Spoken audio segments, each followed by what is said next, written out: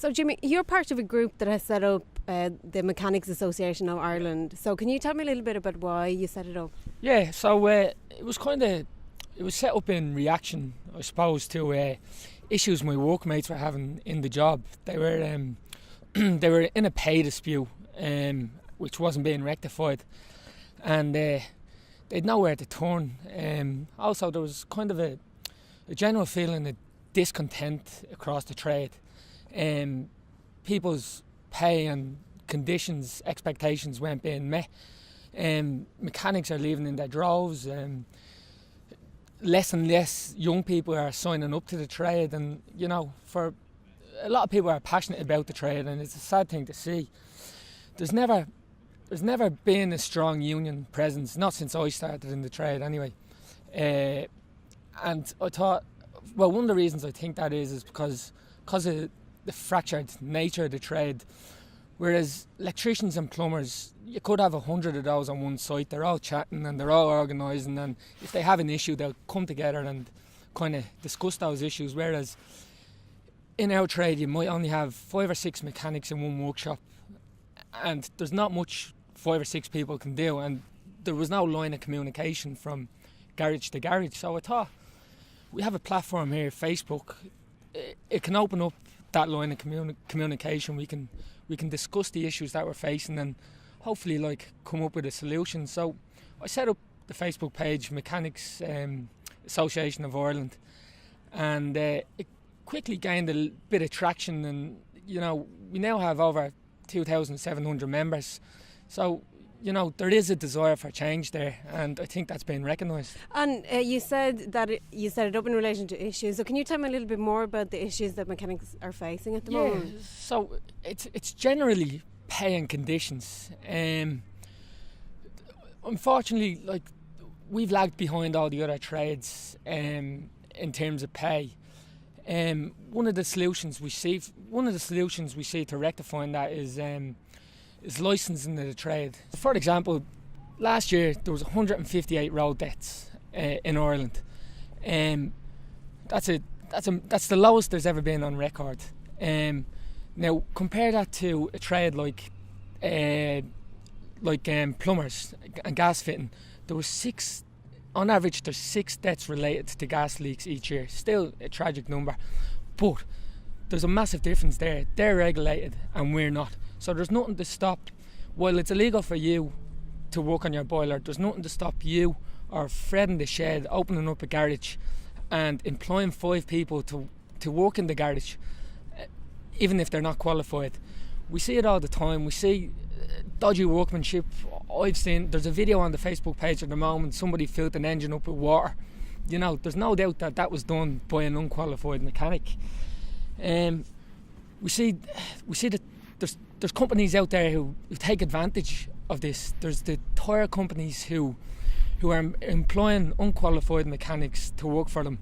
They might have one qualified mechanic supervising the rest of them, but they're doing jobs that we've done. We've undergone a 4-year apprenticeship to do.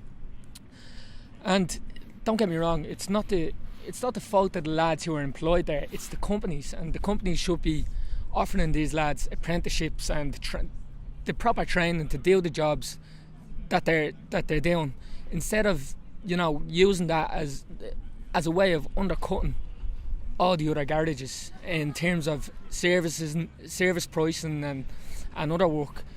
So another thing is, as I mentioned, the pay.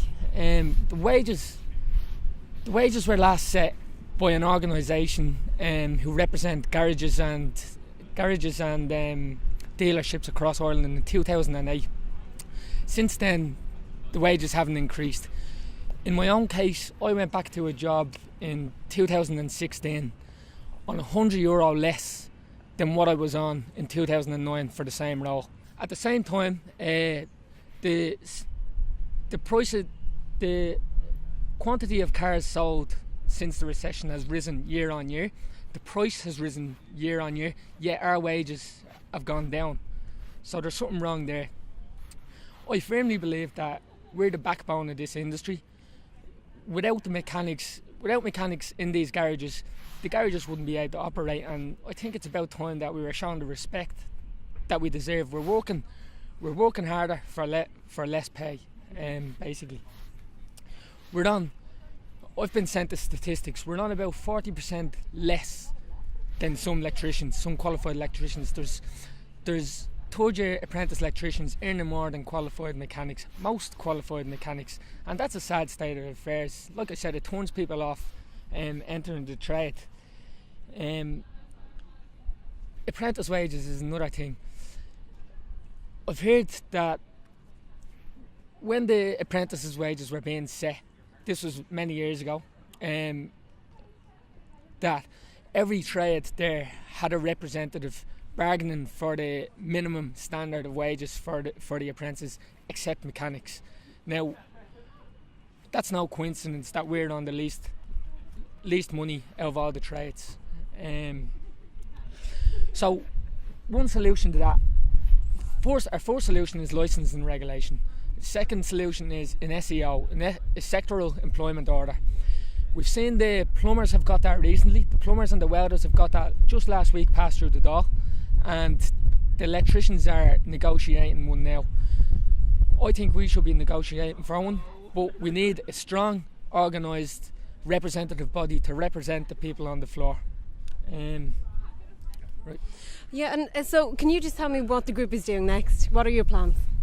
Well, so the group, we're gonna, like I said, we've grown pretty rapidly over the last year or so. So we thought it's time we need to move beyond a Facebook page and set ourselves up formally as a formal organisation representing mechanics on the floor. So we have our first public meeting on the 24th of February in the Cherry Tree pub in Walkinstown at 1:30.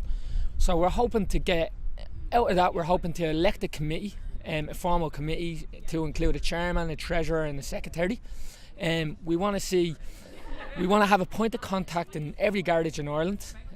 Someone to liaise with in those garages and kind of organise ourselves. We want to be able to lobby as a formal organisation, lobby politicians and the RSA and any relevant authority who can help us improve the trade.